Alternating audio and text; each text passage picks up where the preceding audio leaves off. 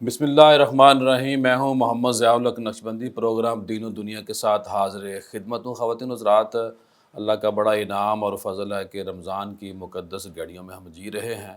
بہت بڑے لیول پر اللہ کا انعام اور کرم اس لیے بھی ہے کہ غریبوں کی بات سنی جا رہی ہے، ہر بندہ نرم ہو جاتا ہے رمضان کے اندر۔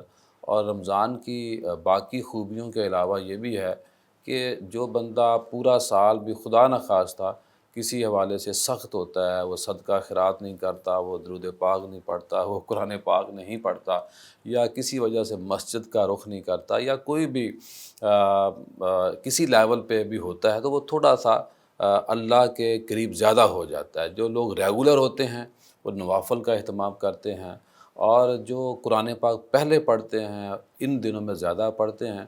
اس لیے رمضان کی ایک اپنی حرمت ہے، اور روزہ اللہ کے لیے، اس کی رضا اللہ نے دینی ہے۔ آپ کو ماشاءاللہ روزے رکھے، آپ نے روزے رکھے، اور ان روزوں کی برکت سے اللہ پاک نے آپ کو انعام بھی فرمایا۔ اور صحابہ کرام کو جب سردیوں کا موسم ملتا تھا تو بڑے خوش ہوتے تھے۔ تو ہمارا تقریباً پورے کا پورا مہینہ ٹھنڈا ہی گزرا ہے۔ آج ہماری جو خوش بختی ہے اس رمضان ٹرانسمیشن کی، وہ یہ ہے کہ آج ہمارے ساتھ موجود ہیں پروفیسر ڈاکٹر محمد ضیاء الحق، میرے ہم نام ہیں۔ اور سر کا تعارف اگر میں خود کراؤں تو بہت زیادہ ہے، بڑا طویل ہے۔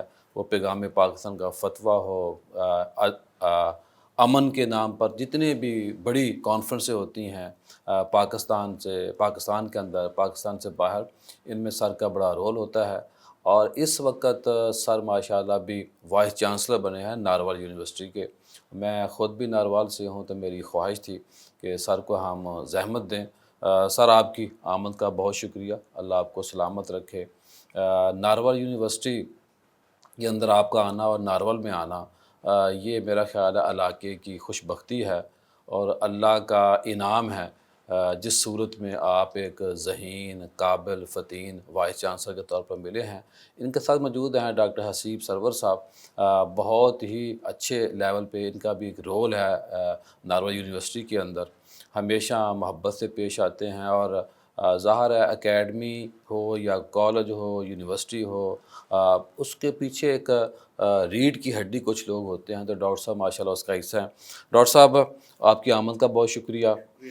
سب سے پہلے تو میں یہ چاہوں گا کہ تھوڑا سا ہمیں بتائیں کہ پہلا روزہ آپ نے کب رکھا تھا، پہلی افطاری کیسے کی تھی، جس طرح آج کل روزہ کشائی کا اہتمام ہوتا ہے۔ میں جب سے ہوش سنبھالا ہے روزہ رکھا ہے میں نے، یعنی بہت بچپن سے ہی، اور بلکہ ہماری فیملی میں اس بات پہ فخر کیا جاتا تھا کہ یہ ضیاء جو ہے یہ بہت چھوٹی ایج میں روزے رکھتا ہے۔ تو میرا خیال ہے کہ آج تک میں نے الحمدللہ اپنی ہوش میں کبھی کوئی روزہ نہیں چھوڑا۔ اور دوسری چیز یہ کہ جب ہم گاؤں میں تھے، میرا تعلق ساہیوال سے ہے، اور ساہیوال کے قریب ہی ایک گاؤں ہے 90 سال، میں وہاں سے تعلق رکھتا ہوں۔ تو گاؤں میں ہم رمضان میں مسجد کا خاص اہتمام کرتے تھے، تراویح پڑھنی وہاں پہ، باجماعت نماز میں جانا۔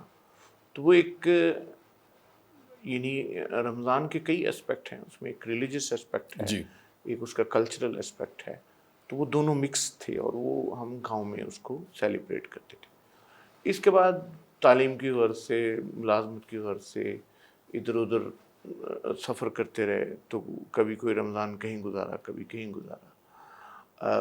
بہت عرصے بعد، یعنی میرا خیال ہے کہ 30-35 سال بعد اب مجھے نارووال میں وہ والا ماحول دوبارہ ملا ہے۔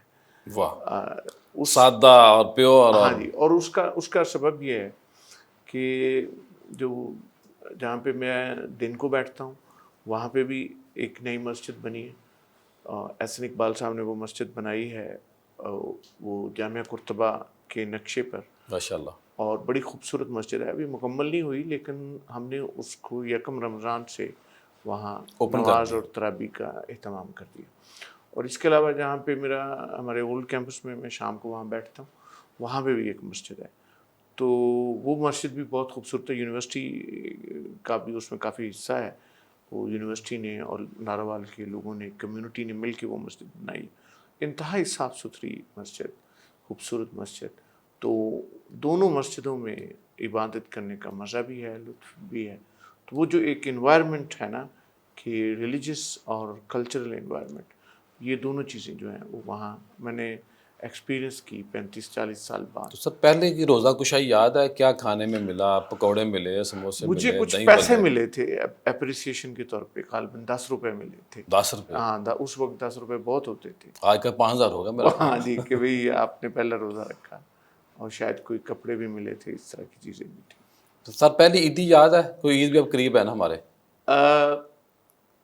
مجھے وہ نہیں یاد، لیکن مجھے یہ یاد ہے کہ عید کے موقع پر ہمارے دادا جی مرحوم ہمیں عیدی دیا کرتے تھے. دیا کرتے تھے. تو ان کے پاس ایک رومال ہوتا تھا، اس رومال میں وہ پیسے ڈال کے اس کو باندھ کے اپنی پاکٹ میں رکھتے کوئی تھے. پرس بھی نہیں ہوتا تھا؟ ہاں پرس نہیں ہوتا تھا.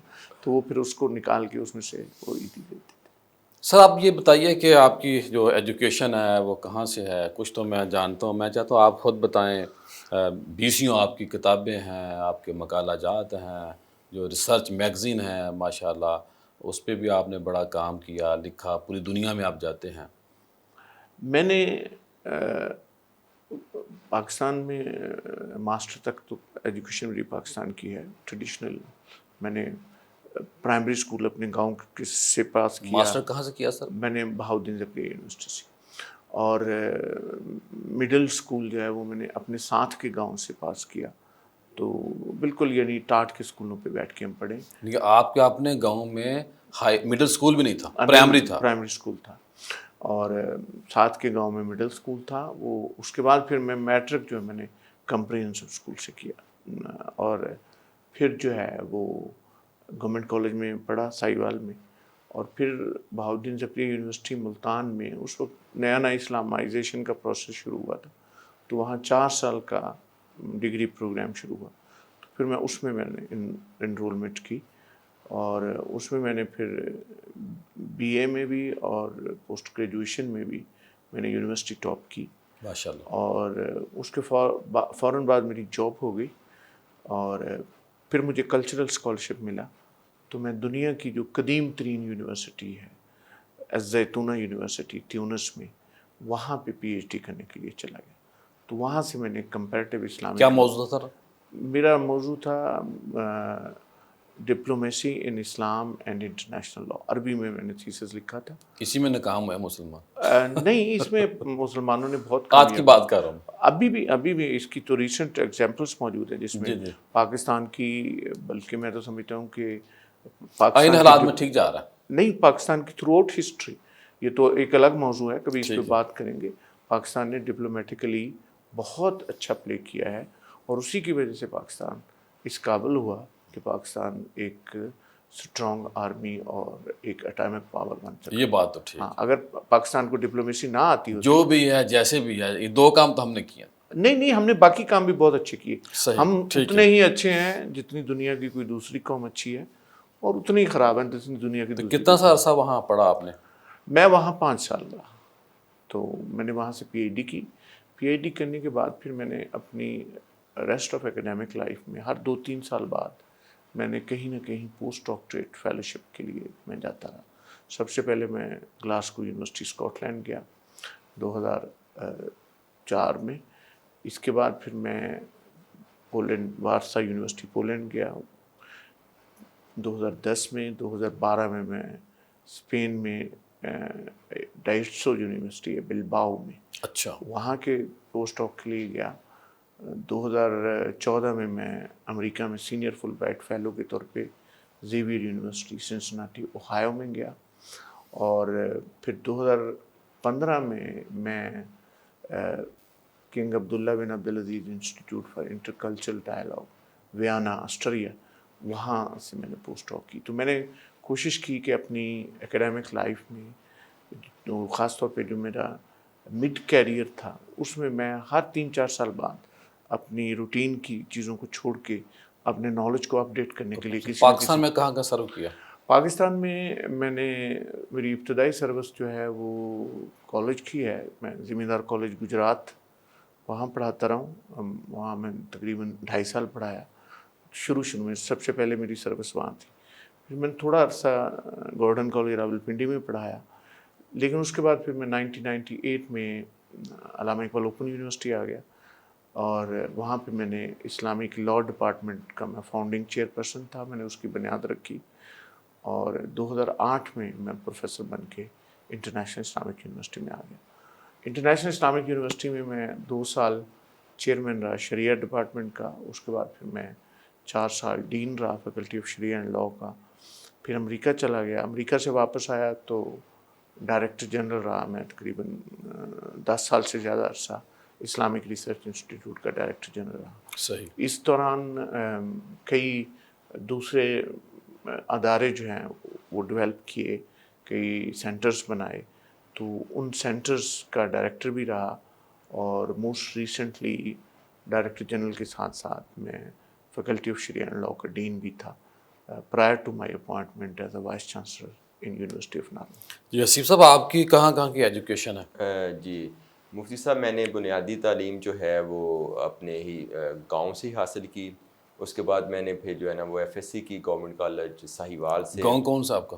145 9L ہڑپا کے پاس گاؤں ہے جی میرا، اور وہیں سے میں ٹیک کیا گاؤں کے اسکول سے ہی، اور وہی ٹاٹ کا اسکول تھا، ٹاٹ کے اسکول سے ہی جو ہے نا وہ پڑھے۔ پھر اس کے بعد گورنمنٹ کالج ساہیوال ایک بڑا تاریخی کالج ہے، کسی دور میں ایشیا کے بڑے مشہور کالجز میں اس کا شمار تھا، وہاں سے FSC کرنے کے بعد گریجویشن بھی وہیں سے کی، اور پھر اس کے بعد میں نے گورنمنٹ کالج یونیورسٹی فیصل آباد سے ماسٹرز کیا میس کمیونیکیشن کے اندر، اور پھر میں نے انٹرنیشنل اسلامک یونیورسٹی سے جو ہے وہ MPhil کیا میس کمیونیکیشن کے اندر۔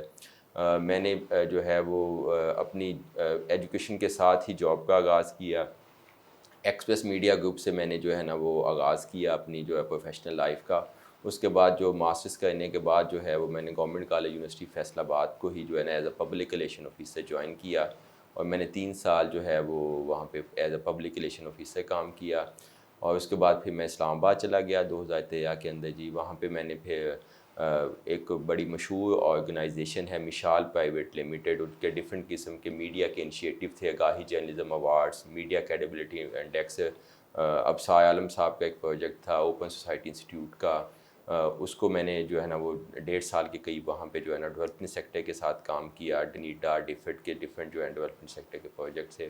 اس کے بعد میں نے نمل یونیورسٹی کو جوائن کیا، 1 سال میں نے ایز اے لیکچر جو نمل یونیورسٹی میں پڑھایا۔ صحیح۔ اور اس کے بعد پھر پلاننگ کمیشن میں کتنا عرصہ ہوگا نارول یونیورسٹی میں؟ نائیوال یونیورسٹی میں جی 10 سال ہو گئے ہیں جی، 2016 میں جی نائیوال یونیورسٹی میں آیا تھا جی، اور اب 10 سال ابھی سفر جاری ہے؟ جی ابھی سفر جاری ہے جی۔ خواتین حضرات، یہاں بریک لیتے ہیں، بریک کے بعد دوبارہ ملتے ہیں جی۔ بریک کے بعد خوش آمدید خواتین حضرات، آج ہماری بڑی خوش بختی ہے، نارول یونیورسٹی کے وائس چانسلر پروفیسر ڈاکٹر محمد ضیاء الحق صاحب موجود ہیں۔ سر کی بڑی خدمات ہیں۔ سر اب ماشاءاللہ آپ گفٹ کے طور پہ، انعام کے طور پہ آپ نارول کو ملے ہیں، تو جب آپ نے چارج ابھی نیا سنبھالا ہے، کیا کیا اس وقت پروگرام ہیں، آپ کے کیا ارادے ہیں، کیا مارکہ ماریں گے؟ کیونکہ احسن صاحب ذات خود ایجوکیشن کے لیے بڑا کام کر رہے ہیں، اور میں سمجھتا ہوں کہ آپ کا آنا نارول کے لیے ایک بہت بڑی نیوز ہے، تو اس وقت کیا کیا چل رہا ہے آپ کے آنے سے پہلے، اور آپ کا کیا ارادہ ہے کہ آپ اپنی اس یونیورسٹی کو کہاں تک لے جا چاہتے ہیں؟ یہ آپ نے بڑا اچھا سوال کیا۔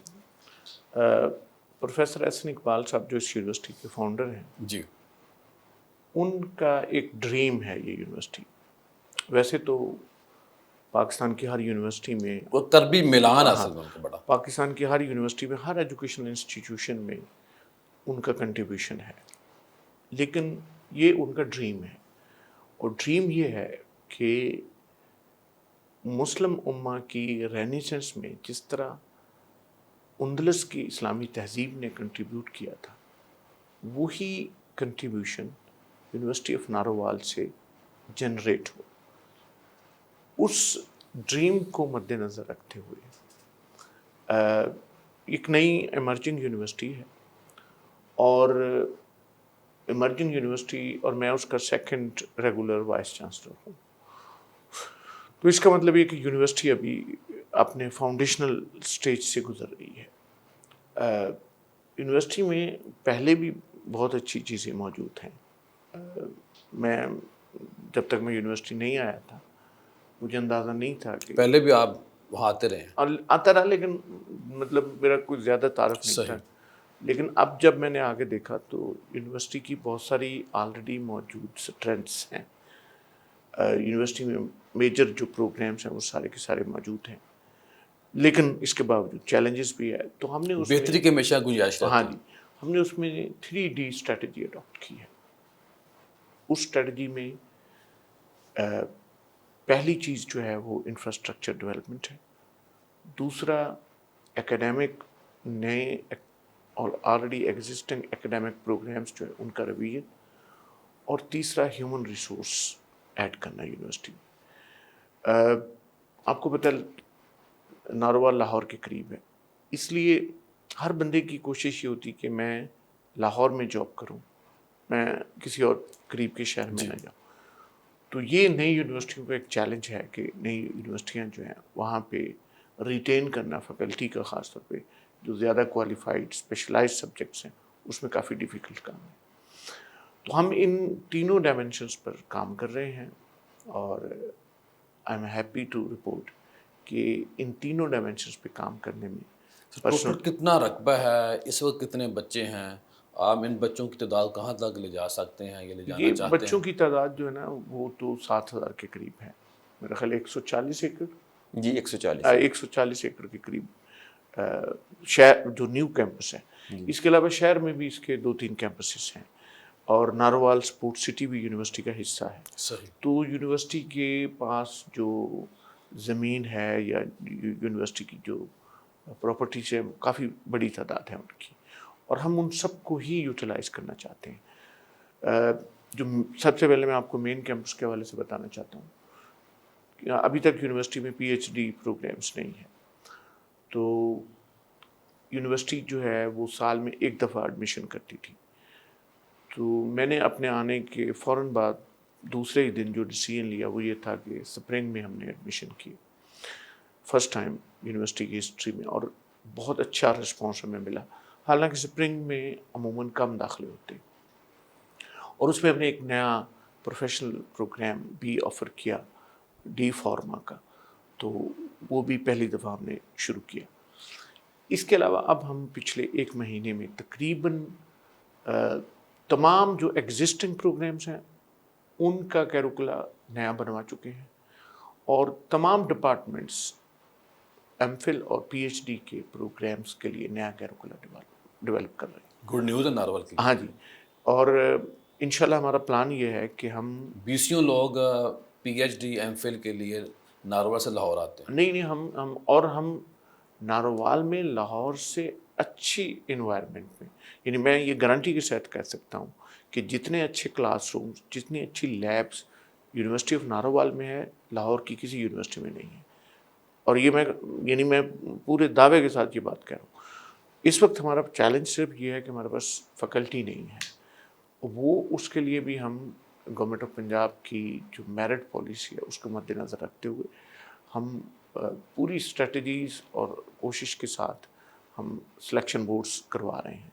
اور مجھے امید ہے کہ سمر کے اندر ہم میجر اپنا ریکروٹمنٹ کا پروسیس جو ہے وہ مکمل کر لیں گے. سر ایک افواہ ہے یا سازش ہے، اس کو آپ تردید یا تصدیق کریں گے، اس وقت اس سال جو ایک نئی لہر چلی، خبر آئی کہ جو یونیورسٹی جو ہیں وہ سرکاری ہوں یا پرائیویٹ ہوں ان میں ایڈمیشن کم ہوئے ہیں. جی، تو یہ ناروال یونیورسٹی اس حوالے سے کیا میں آپ کہتی ہے، کو آپ کیا بتاؤں سمجھتے ہیں؟ یہ سازش نہیں ہے. اصل میں اس میں 2-3 اسباب ہیں. یہ بات صحیح ہے کہ یونیورسٹیوں میں، تمام یونیورسٹیوں میں کچھ پروگراموں میں اسٹوڈنٹس کی تعداد کم ہوئی ہے جن کی اب ضرورت نہیں رہی. اس کی وجہ یہ کہ وہ جو پروگرامس ہیں ان کا کوئی فیوچر نہیں ہے. تو 4 سال بچہ پڑھے، اس میں پیسے بھی لگائے، 4 سال اپنی انرجی بھی اسپینڈ کرے، اور اس کے بعد اس کی آؤٹ کم کوئی نہیں. تو ہم نے اس کو ایڈریس کرنے کی کوشش کی ہے. اور میں آپ کو بتاؤں کہ شاید یہ پہلی دفعہ ہو رہا ہوگا گوجرانوالہ ڈویژن میں جو سکلز ہیں ہم ان ساری سکلز پر مبنی سکلڈ ڈگری پروگرامز شروع کر رہے ہیں. صحیح. اچھا میں آپ کو اگزامپل دیتا ہوں. مجھ ہنر سے آ جائے، فن آ جائے لوگوں کے ہاں جی پاس. فن آئے.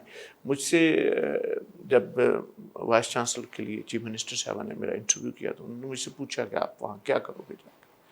تو میں نے ان کو یہ بات کہی کہ میں نے کہا جی میرا ارادہ یہ ہے کہ جو گجرانوالہ ڈویژن میں سکلز ہیں ان سکلز کو ہم اکیڈمک پروگراموں کی صورت جو ڈویژن کے اندر موجود چیزیں ہیں وہ. موجود مثلاً سیالکوٹ کے اندر جو انڈسٹری ہے, ہماری اسپورٹس انڈسٹریز ہیں, ہماری فٹ بال، سرامکس ہے, ہماری جو ہے وہ کٹلری ہے, ہماری سرجیکل ٹولز ہیں, فرنیچر کی انڈسٹری ہے.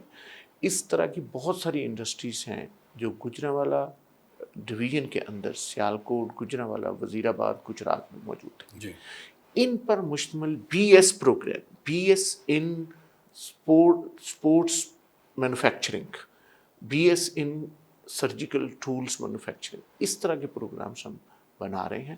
اور یہ جو پروگرامس ہیں یہ اس قسم کے پروگرام میری انفارمیشن کے مطابق ابھی تک پاکستان میں نہیں ہیں. یہ بڑا اچھا ہے اگر ہر یونیورسٹی اپنی ڈویژن کو دیکھ لے, اپنے ضلع کو دیکھ لے. ہاں جی, اور اسی طرح ہم نے نا اس میں ہینڈی کرافٹس اور اس قسم کی چیزیں, چھریاں اور کینچی بنانا ہاں جی, وزیر آباد کا پورے ہاں جی, پاکستان مشہور ہے.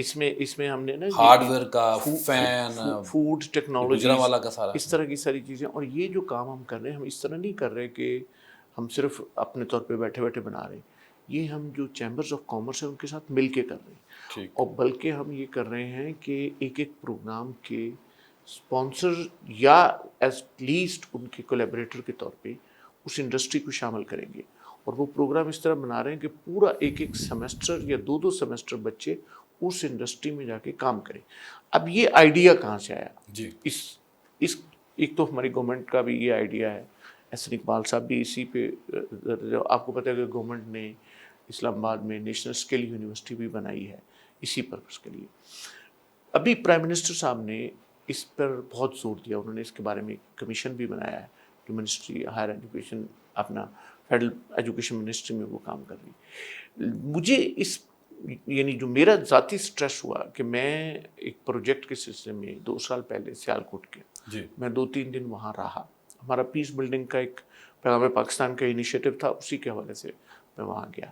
تو میں کچھ انڈسٹریز میں گیا تو وہاں انہوں نے جو کام انہوں نے دیکھا اور مجھے انہوں نے بتایا کہ گجرانوالہ سے ڈیلی, سیالکوٹ سے ڈیلی 3000 کنٹینر ایکسپورٹ کوالٹی کے جاتے ہیں.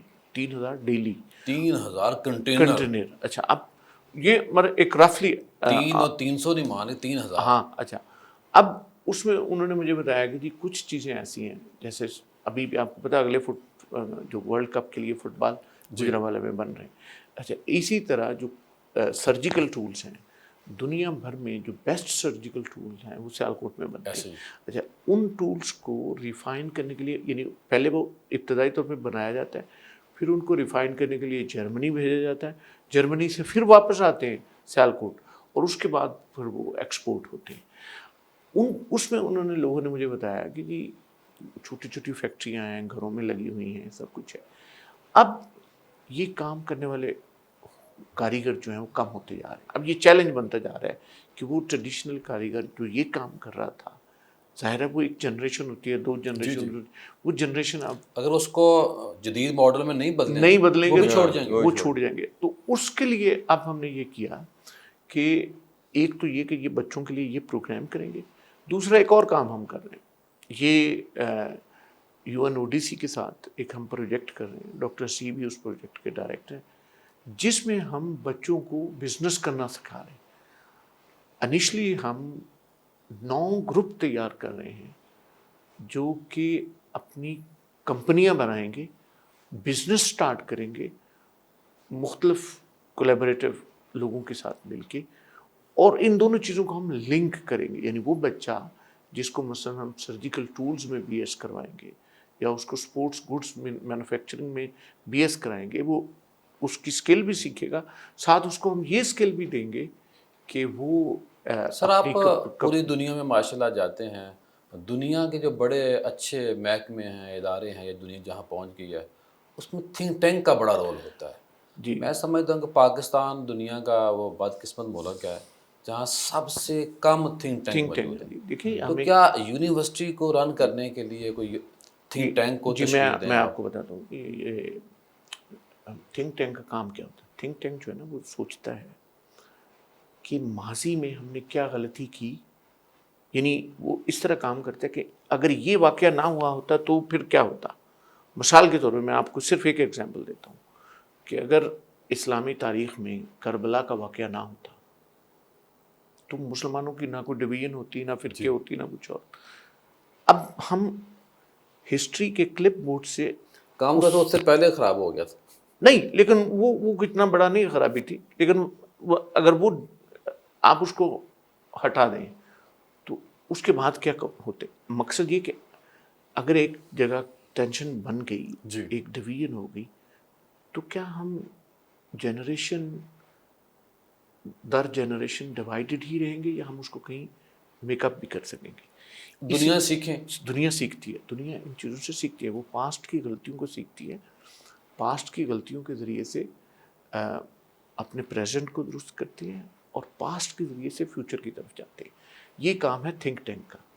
اس حوالے سے میں آپ کو یہ بتانا چاہتا ہوں کہ ہم اپنی یونیورسٹی میں Kartarpur institute of social cohesion and religious education قائم کر رہے ہیں. ماشاء اللہ.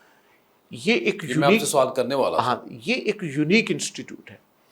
اور یہ بات میں نے چیف منسٹر صاحبہ سے انٹرویو میں یہ بھی میں نے بات کی اینڈ شی لائکڈ اٹ. حسین صاحب یہ بتائیے آپ کہ جو 7,000 اسٹوڈنٹ ہے یہ کن کن اضلاع سے آتا ہے؟ سارا بچہ ناروال سے تو نہیں ہے، اور باقی جو سٹاف ہے وہ کہاں کہاں سے آتا ہے؟ ان کے لیے رہائش کا بندوبست ہو گیا ہے نہیں ہو گیا؟ ہاسٹل میں کتنے بچے ہیں یا گھروں میں کتنے لوگ بچے واپس چلے جاتے ہیں؟ جی میں پھر صاحب یونیورسٹی آف ناروال کی ایک یہ بھی خاصیت ہے کیونکہ ناروال جو بارڈر ڈسٹرکٹ ہے تو یونیورسٹی آف ناروال کے پاس جو ہے نا وہ ٹرانسپورٹ فلیٹ ہے 10 بسیز کا. تو ہمارے پاس 80% جو ہیں وہ یہ آپ کے لیے بڑی جو ہے نا وہ خوشگوار ہے تو کہ 80% بچیاں ہیں، فیمیل اسٹوڈنٹس ہیں، اور ان فیمیل اسٹوڈنٹس کو جو ہے وہ یہ تو اب ہر یونیورسٹی میں معاملہ ہے. ہاں جی ہر یونیورسٹی میں ہی ہے. ایک تو بچے پڑھتے نہیں ہیں، ہاں جی، دوسرے ماشاء اللہ بچیاں زیادہ دے رہا ہے. ہاں جی. تو ہم ان بچیوں کو جی یونیورسٹی جو ہے وہ صبح بڑے اعزا نیخوں کے اوپر بڑی جو ہے نا وہ ہماری فیس سٹرکچر جو ہے یونیورسٹی کا بہت کم ہے. آپ کو یہ سن کے بڑی خوشی ہوگی کہ یونیورسٹی آف ناروال کا فیس سٹرکچر جو ہے پاکستان کی تمام پبلک سیکٹر یونیورسٹیز سے کم ہے. ہم صرف 25,000 روپیہ ایک سیمسٹر کی فیس جو ہے نا وہ تمام ڈگری پروگرامس کی جو ہے نا وہ صرف 25,000 روپیہ سیمسٹر کی فیس لے ہیں. یہ تو برائے نام ہے. جی برائے نام. اور جو فیسلٹیز ہے اس کے حوالے سے جیسے میں نے آپ کو بتایا کہ ہم ٹرانسپورٹ کی فیسلٹی بچوں کو پرووائڈ کرتے ہیں کہ بچیاں جو ہیں وہ صبح اپنے گھروں سے صاف ستھرے طریقے سے جو ہے نا وہ یونیورسٹی آ کے جو ہے نا وہ ڈراپ ہوتی ہیں.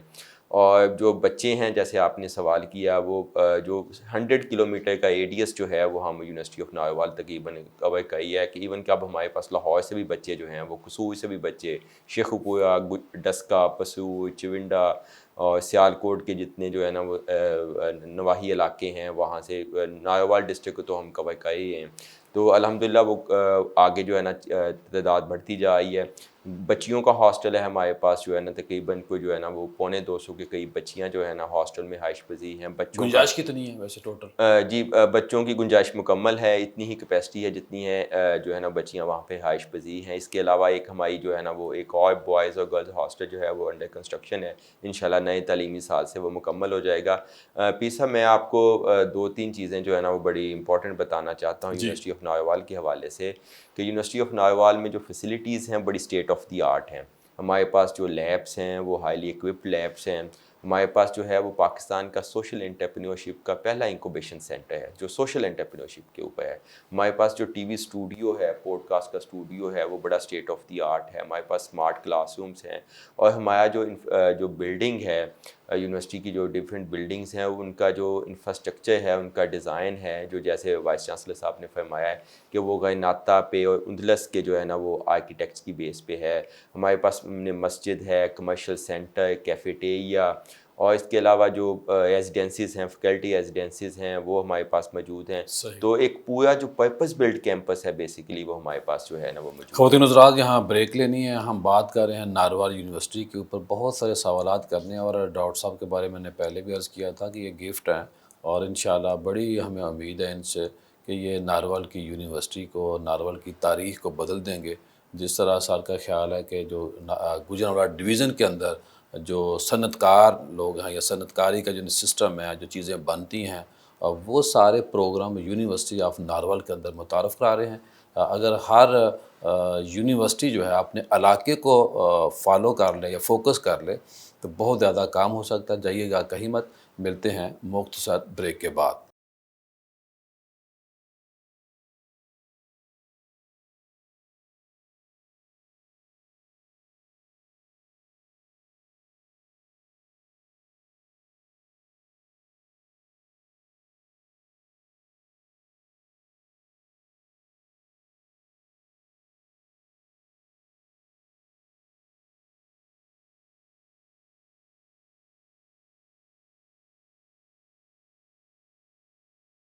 بریک کے بعد خوش آمدید خواتین حضرات۔ آج ہماری بڑی خوش بختی ہے، ایک دفعہ بریک کے بعد پھر ڈاکٹر محمد ضیاء الحق صاحب موجود ہیں، جو ماشاءاللہ وائس چانسلر ہیں نارول یونیورسٹی کے اندر۔ ڈاکٹر صاحب، آپ نے بہت ساری باتیں کی اور ہر بات ہی آپ کی گڈ نیوز ہے۔ جب آپ نارول ابھی نہیں آئے تھے تو اس وقت بھی ہم آپ کے نیاز مند تھے، کیونکہ آپ کی ورکنگ بہت زیادہ ہے، وہ پیغام پاکستان کا فتویٰ ہو یا مختلف کتابیں آپ کی ہوں، دنیا بھر میں آپ کا جانا ہو، اور ایسے جو مذہبی ذہن کے بہت ہی روشن خیال، میں لبرل لفظ نہیں یوز کر رہا، لوگ مائنڈ کرتے ہیں اس لفظ کو، تو روشن خیال جو چہرے ہیں اسلام آباد کے خاص طور پہ، ان سے آپ کی بڑی دوستی، اکثر آپ سے ملاقاتیں بھی رہیں۔ اب نیا کیا کرنا ہے مزید، کیونکہ بہتری کی گنجائش رہتی ہے، لیکن شروع میں میرا جو سوال ایک ہے، دو چیزیں نارول سے جڑی ہوئی ہیں۔ ایک تو کرتارپور ہے، اس کرتارپور کی وجہ سے پوری دنیا میں پاکستان کا یہ جو ضلع نارول ہے متعارف ہے، اور اگر اب دیکھیں بڑی بدبختی ہے، بدقسمتی ہے انڈیا کی کہ ابھی تک سکھ نہیں آ پا رہے جو وار ہوئی تھی۔ ایک تو یہ بتائیے کرتارپور کے حوالے سے یونیورسٹی کیا کرنا چاہیے۔ دوسرا ایک سب بڑا نام ہے نارول میں، وہ ہے پیر سید جماعت علی شاہ صاحب کا، جنہوں نے تحریک پاکستان میں بڑا رول پلے کیا، اور یہ بھی ایک ایسی مسلمانوں کی شخصیت ہیں کہ جنہوں نے مدینہ پاک کے اندر بھی ایک ٹاور بنایا، فری سروس۔ تو میں چاہتا ہوں کہ اگر پیر جماعت علی شاہ صاحب کے نام سے بھی آپ چیئر بنائیں، اور ایک دن بننی تو ہے، تو یہ خیر کا عمل آپ کے حصے میں آ جائے۔ کیا کہیں گے سر، کرتارپور اور پیر جماعت علی شاہ میں صاحب؟ اس سے پہلے ایک اور چیز آپ کی، جو آلریڈی پروگرام اپرووڈ ہوئے ہیں، اس میں ایک ہے doctor Ashfaq centre of excellence. یہ ایک یونیک، پورے پاکستان میں 6 سینٹرز بن رہے ہیں، اس میں ایک سینٹر ہے، اور یہ سینٹر ہم اگلے 2 سال میں مکمل کریں گے۔ اس سینٹر میں جدید علوم پر مبنی وہ پروگرامز آفر ہوں گے یہ پاکستان میں کہیں نہیں ہے، یہ ایک یونیک سینٹر ہوگا۔ اس کے لیے ہم نے ایک اسٹیئرنگ کمیٹی بنائی ہے، جس کمیٹی کو خود منسٹر صاحب ہیڈ کر رہے ہیں، پروفیسر احسن اقبال صاحب۔ اس میں ہم نے ٹاپ کے جو پاکستانی اور ابراڈ کے لوگوں کو شامل کیا ہے، اور ہم وہ نئے پروگرام، سر جس طرح کا آپ کو منسٹر ملے نا ضلع کے، ہاں جی، اس طرح کے منسٹر باقی اضلاع کو دستیاب نہیں ہے۔ بس ایک تو پڑھے لکھے یہ میں آپ کو بتانا چاہتا ہوں کہ ایک تو وہ یونیک چیز ہے جو وہاں ہم کر رہے ہیں۔ ایک ہم فیض احمد فیض کلچرل سینٹر، تیسرا یہ نام ہے۔ ہاں جی، یہ بھی آلریڈی اپرووڈ ہے۔ سر فیض صاحب بھی تتلا تھے، میں بھی تتلا ہوں۔ ہاں جی، تو وہ جو کلچرل سینٹر، ہمارے تو بڑے ہیں وہ۔ ہاں جی، کلچرل سینٹر ہے نا، وہ آپ کو پتہ ہے کہ ہمارے ہاں جو سوسائٹی ہے نا، سوسائٹی میں ایک بلینڈ ہے۔ وہ بلینڈ یہ کہ ہم ریلیجس ہیں، لیکن ہم نے ریلیجس جو رولنگز ہوتی ہیں اس میں 2 قسم کی رولنگز ہوتی ہیں، ایک ہوتے ثوابت، دوسرے متغیرات کو ہم نے کلچر کے ساتھ بلینڈ کر کے اپنی ایک ثقافت بھی بنائی ہے۔ جی، وہ ثقافت جس کے اندر ٹالرنس ہے، یس، جس کے اندر برداشت، یہی کام ان تینوں لوگوں نے ہاں کیا۔ یہ پچھلے تقریباً 2 صدیوں سے، 2 دہائیوں سے ہم نے اپنی سوسائٹی کو جان بوجھ کر ریڈیکلائز کیا۔ آپ دیکھیں کہ ایک دور تھا، آپ جنگیں، زلزلے، دھماکے، یہ چھوٹی موٹی چیزیں ہمیشہ سے پاکستان چلتا رہا ہے، اور پاکستان نے کبھی ان چیزوں سے گھبرایا نہیں۔ اور میں ایک بات بتانا چاہتا ہوں، قومیں جنگوں سے، زلزلوں سے، طوفانوں سے ختم نہیں ہوتی. قومیں ختم اس وقت ہوتی ہے جب کوئی قوم خودکشی کرے. اللہ اکبر. ہم نے ارادہ کیا کہ ہم نے زندہ رہنا ہے، ٹھیک ہے. اب یہ جو ارادہ ہے، اب آپ اندازہ لگائیں. یہ بہت جملہ آپ نے بولا ہے. ہاں جی. اب آپ ذرا 90s، کسی بھی قوم پوری کی پوری قوم کو ختم نہیں کر ہاں جی، سکتے آپ. اب ذرا 90s کا آپ بگننگ دیکھیں. 90s کی ہاکی کے سارے ورلڈ کپ ہمارے پاس، کرکٹ کا کپ ہمارے پاس، اسکواش کے سارے ٹائٹل ہمارے پاس. پی آئی اے پاکستان کی بہترین ایئر لائن. پاکستان میں اس وقت شاید 20-25 یونیورسٹیاں تھیں. دنیا بھر سے جو ہے وہ لوگ پاکستان آتے تھے. پاکستان کے 5 ایئرس پلان بن رہے تھے. احسن اقبال صاحب اس وقت نئے نئے یہ اپنا پلاننگ سائٹ پہ آئے. جی. تو وہ کہتے کہ ہمیں پرائم منسٹر نواز شریف نے بھیجا کہ آپ دنیا کے جو ترقی یافتہ ملک ہیں ان میں جا کے دیکھ کے آئیں کہ انہوں نے کہاں سے سیکھا. تو انہوں نے کہا ہم نے تو آپ کو فالو کیا، ہم نے تو آپ سے لرن کیا. یہ عالم ہے. یہ میں آپ کو بتاؤں کہ میاں محمد نواز شریف صاحب نے جو اوپن اکانومی کو کیا، جو گرین چینل سسٹم شروع کیا، یہ چنگیاں ختم کی، پابندیاں ختم کی، بیوروکریسی سے بہت کاش ساری انہیں کام کرنے دیا جاتا. اچھا. اب یہ ہمارا ڈاؤن فال شروع اسی وقت ہوا جب 98-97 میں ہم نے میاں صاحب کو نکالا. بیس تو میرا خیال ہے یہ ضیاء الحق صاحب نے شروع کی تھی نا. نہیں، لیکن اس کے باوجود نا جو خرابی زیادہ پیدا ہوئی نا وہ اس وقت پیدا ہوئی. اس کے اثرات بعد میں یعنی وہ جب ہم نے اس وقت ریڈیکلائز کرنا شروع کر دیا نا. اصل میں وہ خود ریڈیکل نہیں تھے، نہ ہی وہ ریڈیکلائز کرنا چاہتے تھے، لیکن وہاں پہ مین سٹریمنگ کے پروسیس کے دوران کچھ ریڈیکل ایلیمنٹس جو ہیں وہ ایجوکیشنل انسٹیٹیوشنز پر قابض ہو گئے، اور انہوں نے پھر جو مائنڈ سیٹ کریٹ کیا اس نے پرابلم کیا. اور پھر پتہ کیا ہوا، جب ہم میاں سب کو نکالا تو وہ اس کے بعد پھر ہم ڈاؤن فال کی طرف چل گئے. اور پھر ہماری حالت ہماری پھر حالت یہ ہوئی کہ قافلے خاک ہوئے تشن میں کتنے، کاش خوشیوں کی طرح درد بھی ہجرت کرتے. تو ہماری خوشیاں ہجرت کر گئی اور ہمارے درد جو ہے وہ بڑھنے لگے. یہ اب اور خوشیوں کے ساتھ وہ لوگ بھی یہاں سے چلے گئے جو خوش رہنا چاہتے تھے. لیکن میں آپ کو بتاؤں کہ یہ مئی 25 سے ہم نے پھر ریورسل کا شروع انشاءاللہ. اب سر ہم آ جاتے ہیں 3 جو نام ہے نارول کے، کرتارپور اور فیض احمد فیض اور پیر سید جماعت انشاءاللہ. ان کے لیے آپ کو کچھ جی کرنا چاہیے. میں نے بتایا نا، جیسے کرتارپور انسٹیٹیوٹ کا میں نے آپ کو ذکر کیا. ہمارا ایک انیشیٹو ہے سایبان پاکستان. جیسے پیغام پاکستان تو آپ جانتے ہیں، یہ سایبان پاکستان ایک ریسنٹ انیشیٹو ہے. یہ کیا ہونے جا رہا ہے میں بتاتا ہوں. یہ یعنی میں نے اپنے یہ عہدہ سنبھالنے سے تقریباً 1 ہفتہ پہلے اس کی لانچنگ ہوئی. پروفیسر احسن اقبال صاحب نے لانچنگ کی. پیغام پاکستان مسلم ریلیجس لیڈرشپ کا نریٹو ہے. سایبان پاکستان پاکستان کے اندر موجود تمام ریلیجس کمیونٹیز کا نریٹو ہے. بہت بڑی بات، یعنی پاکستان سب کا ہے. ہاں، پاکستان سب کا ہے. تو ہم اس سایبان پاکستان کو، یہ جیسے میں نے کرتارپور انسٹیٹیوٹ کا ذکر کیا، یہ وہاں پہ ہم اس کے ذریعے ایک پیس سینٹر بنا رہے ہیں. دوسرا، ناروال کے میں پچھلے سال سے ناروال ڈائلاگ شروع ہوا. ہم اس سال اس ناروال ڈائلاگ کو انٹرنیشنل ناروال پیس ڈائلاگ کر رہے ہیں، اور ہماری کوشش ہے 20-25 انٹرنیشنل اسکالرز بھی یہ 5-6 مئی کو اس میں شریک ہوں. تو اس کے لیے ایک بڑا یونیک قسم کا ہم اس میں کر رہے ہیں. اس میں اسپورٹس بھی شامل ہوں گی، اس میں آرٹ ایگزیبیشنس بھی شامل ہوں گی، اس میں انٹرنیشنل کانفرنس بھی ہے، اس میں ڈائلاگ بھی ہے. وہ ایک، اور اس کے ساتھ ہم اس کا ایک کلچرل ایسپیکٹ، یعنی کلچر فار پیس، یہ بھی ہم اس کے اندر لا رہے ہیں. تو گویا کہ یہ جو آپ جن شخصیات کا ذکر کر رہے ہیں، یہ ان کا میسج ہے، اور اسی میسج کو ہم آگے بڑھانا چاہتے ہیں. جو کرتارپور انسٹیٹیوٹ ہے نا، اس میں ہم بنا رہے ہیں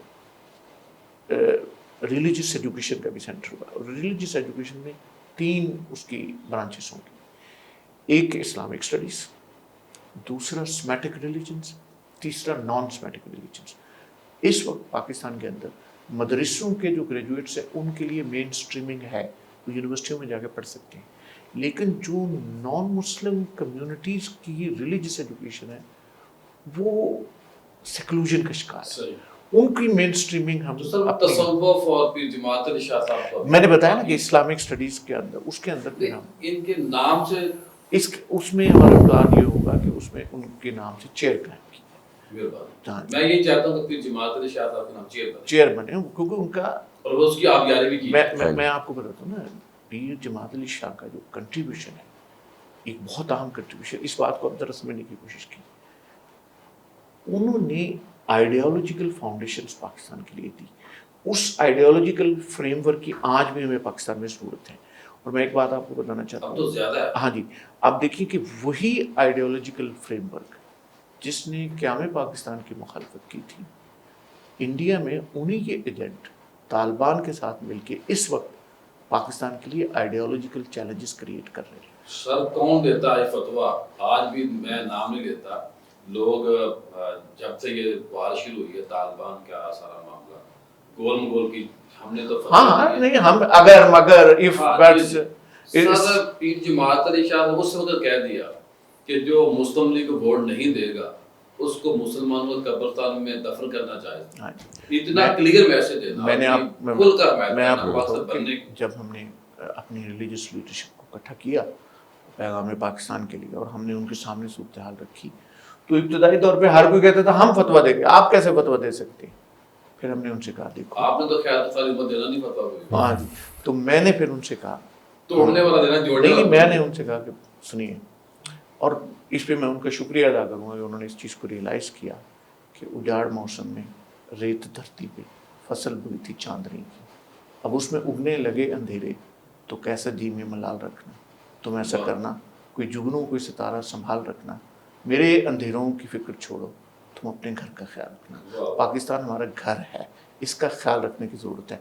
यकीन करें जब हमने ये बातें उनके सामने रखी तो चंद मिनटों के अंदर अंदर तमाम मकातब फिक्र के उलमा, मेन स्ट्रीम उलमा पैगाम पाकिस्तान वो शुरू में थोड़ा सा डरे कि ये इसकी दाढ़ी भी नहीं है, इसने कोट पैंट पहनता है, टाई पहनता है, लेकिन जब मेरे साथ उन्होंने नहीं हम तो तालिब इल्म है, हम आलिम होने का दावा नहीं करते, लेकिन मैं ये समझता हूँ कि हमने एक कोऑर्डिनेटेड एफर्ट के ज़रिए एक वो फ्रेमवर्क प्रोवाइड कर दिया। आज भी आइडियोलॉजिकल बुनियादों पर पैगाम पाकिस्तान वो फ्रेमवर्क है जिससे हम दहशतगर्दी की फ़िक्र को कॉन्टेस्ट कर रहे हैं। तो साहिबान का थोड़ा हाँ जी, साहिबान में वही जो पैगाम पाकिस्तान मुस्लिम रिलीजियस तमाम मज़ाहब इसमें साहिबान, ये असल में साहिबान is a national narrative of interfaith harmony. इसमें जो non Muslim communities of Pakistan है, देखिए पाकिस्तान बनाने में नॉन मुस्लिम कम्युनिटीज़ का बड़ा हाथ है, क्रिश्चियन कम्युनिटी का बड़ा हाथ है। पाकिस्तान के हिंदू पाकिस्तान से उतनी ही मोहब्बत करते हैं जितने पाकिस्तान के मुसलमान मोहब्बत करते हैं, तो ये हमारी कम्युनिटीज़ है और उन कम्युनिटीज़ को पाकिस्तान, और मैं आपको ये बताऊं कि जिसके पास पाकिस्तानी NIC है, जिसके पास ये बिलीव है कि हम इस मुल्क के आइन को मानते हैं, वो हमारा।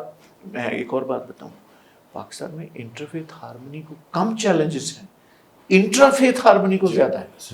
मुसलमानों के अंदर जो सेक्टेरियनिज्म है ना वो ज़्यादा है, इंटरफेथ हार्मनी का काम करना आसान है और इसमें वो सारी कम्युनिटीज़ हमारे साथ है। बहरहाल ये बड़े मुश्किल काम है। सर नारवल यूनिवर्सिटी के लिए मज़ीद क्या कहेंगे? क्या आप मैं समझता हूँ कि नारवल यूनिवर्सिटी में मैं ये तो नहीं कहता कि हम बहुत कुछ कर जाएंगे, लेकिन मैं ये समझता हूँ कि इस फाउंडेशनल बुनियाद में जब कोई बिल्डिंग बन रही है, कोई हम दरख्त लगा रहे हैं, कोई पॉलिसी बना रहे हैं, तो मैं उसको देखता हूँ कि ये 50 साल बाद। सर एहसन साहब के कान में ये भी कभी कभार कह दिया करें प्यार से कि जो एक्सप्रेस वे बनने जा रहा है, तो आप बात उनसे इस तरह करनी है कि अगर ये बन जाए तो लाहौर से अच्छे टीचर यहाँ आ सकते हैं। सर वो ऑलरेडी आना जाना बड़ा आसान, वो उनकी सोच में ये ऑलरेडी चीज़ें शामिल हैं। आपको पता है उन्होंने पूरे मुल्क में डेवलपमेंट के काम करवाए। ये आपको मैं बात बताऊँ, पाकिस्तान में डेवलपमेंट का कोई ईंट कोई पत्थर ऐसा नहीं है जिसके ऊपर मियाँ मोहम्मद نواز شریف اور احسن اقبال صاحب کا نام ہے. بڑی بات. یہ آپ دیکھ لیں, یہ کنسٹرکشن کے علم بردار ہیں اور دوسری طرف ہمارے ہاں ڈسٹرکشن کے علم بردار ہے. تو اس وقت جنگ جو ہے کنسٹرکشن اور ڈسٹرکشن, اس پہ تو بڑی تفصیل سے بات ہو سکتی ہے اور ہم نکل دیں گے. جی حسیب صاحب کیا فرمائیں گے آپ آخر میں؟ جی سر, ہم میں یہ کہنا چاہوں گا کہ جو ابھی پروفیسر احسن اقبال صاحب کے ویژن کی روشنی میں ڈاکٹر ضیاء الحق صاحب نے جو ٹرن اراؤنڈ کیا ہے, سائن نے جو یونیورسٹی کا چارج سنبھالا ہے, اور مجھے قوی امکان ہے اور انشاءاللہ امکانی یقین ہے کہ یونیورسٹی آف ناروال پاکستان نہیں دنیا کی بہترین یونیورسٹیوں میں آئندہ 4 سالوں کے بعد جو ہے وہ ابھر کے سامنے آئے گی. اور اس کے لیے جو ہے جو ہم نے ملٹی ڈائمینشنل کام شروع کر دیا ہے, اور سب سے امپورٹنٹ چیز ہوتی ہے کہ آپ کے پاس ویژن ہونا, آپ کے پاس پلان ہونا, اور اس کے بعد اس کے لیے کولیبریٹو ایفرٹس ہونا. تو وی سی صاحب نے ابھی جو ہے وہ اس کے لیے ایک پورا اسٹریٹجک پلان جو ہے وہ مرتب کیا ہے کہ ہم نے جو سائن نے اپنا 3D کا پورا جو ہے نا وہ پلان پیش کیا, اور اس پہ جو ہے نا وہ پہلے دن سے ہی کام کا آغاز ہو گیا. اور جو سب سے جو اچھی چیز ہے کہ وائس چانسلر صاحب جو ہیں وہ خود جو ہے نا وہ اپنے لیپ ٹاپ پہ بیٹھ کے جو پیپر ورک تک جو ہے نا وہ چیزیں جو ہے نا وہ میٹنگس ہی نہیں, وہ خود بھی جو ہے نا وہ لوگوں کو کام سکھا بھی رہے ہیں. اور انشاءاللہ جو ریکروٹمنٹ کا پروسیس ہے وہ بڑی تیزی سے جو ہے نا وہ ہم ایک سلیکشن بورڈ کا بھی چکے ہیں, اور اس کے علاوہ باقی چیزیں بھی جو ہیں وہ بڑی تیزی سے یونیورسٹی کی جو ہے نا وہ آگے بڑھ رہی ہیں. اور انشاءاللہ جو ہے نا وہ دیے سے دیا جو ہے نا وہ جلے گا, اور انشاءاللہ یونیورسٹی آف ناروال جو ہے نا وہ دن دگنی آج چگنی ترقی حاصل کرے گی. جی سر, عید کے حوالے سے کوئی میسج دے دیں. میسج یہ ہے کہ اندھیروں میں بھی منزل تک پہنچ سکتے ہیں, مگر جگنوں کو راستہ تو یاد ہونا چاہیے. عید کو سیلیبریٹ کرتے ہوئے ہم نے یہ یاد رکھنا ہے ان مجاہدوں کو, ان شہیدوں کو جو پاکستان کی خاطر قربانی دے رہے ہیں. آپ نے دیکھا ریسنٹلی دہشت گردوں نے کتنے ہمارے جریب جوانوں اور افیسروں کو شہید کیا. اگر وہ شہید نہ ہوتے, اگر وہ قربانی نہ دیتے, تو ہم امن سے نہیں رہ سکتے تھے. ہمارے ارد گرد جنگ لگی ہوئی ہے, لیکن پاکستان کے اندر امن ہے, سکون ہے, اور الحمدللہ چند علاقوں کو چھوڑ کے, اور وہاں پہ بھی امن انشاءاللہ قائم ہو جائے گا. پاکستان ایک امن جس دن آپ نے طے کر لیا ہم نے طے کر لیا.